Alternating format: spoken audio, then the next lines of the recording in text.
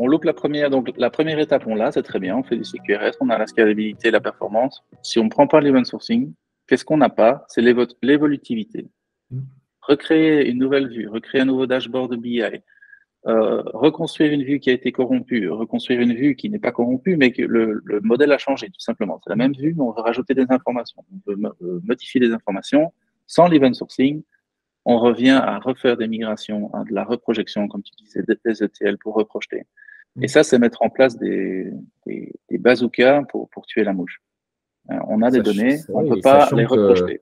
On ne peut pas les reprojeter parce que souvent, comme on n'a pas la sémantique et l'histoire, on n'est pas forcément capable de reconstruire en plus cette nouvelle vue dont on aurait besoin.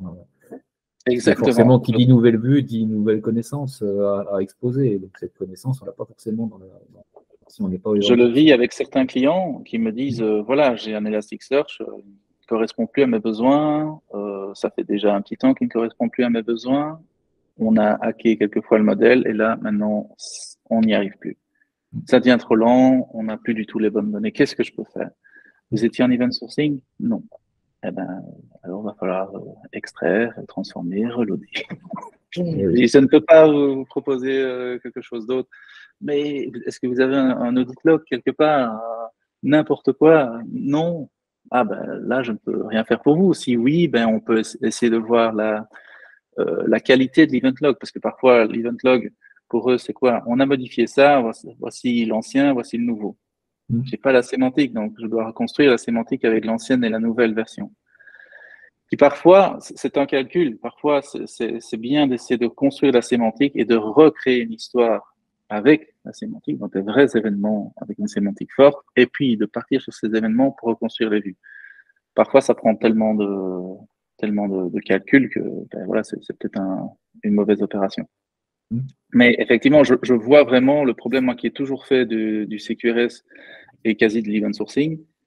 Quand on ne l'a pas, les gens disent « Ah, c'est overkill ». Mais le premier changement du besoin, changement d'user experience, changement des vues, c'est là qu'on voit la nécessité d'être en event sourcing.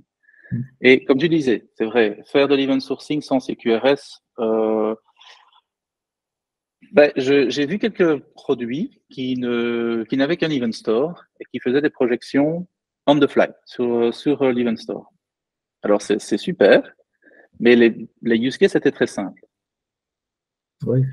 Qu'est-ce qui a encore cassé ce modèle-là? Et la personne était très fière et franchement, j'étais très impressionné de ce qu'il avait réussi à faire sur un event store très, très bien indexé.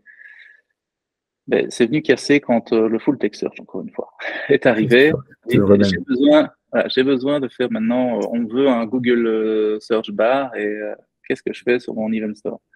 Là, voilà. Là, il s'est dit, OK, maintenant, je vais pouvoir avoir ma première vue matérialisée qui sert à quelque chose, un use case précis. Mais sinon, il avait fait, et ça a tourné pendant des années, qu'avec un event store. Et là, je me suis dit, on peut se passer peut-être dans un premier temps du CQRS, d'avoir plusieurs projections, etc., optimisées, quand les use cases sont simples. Et dès qu'on commence à avoir des use cases compliqués, voilà, là, on est obligé de revenir à différents modèles.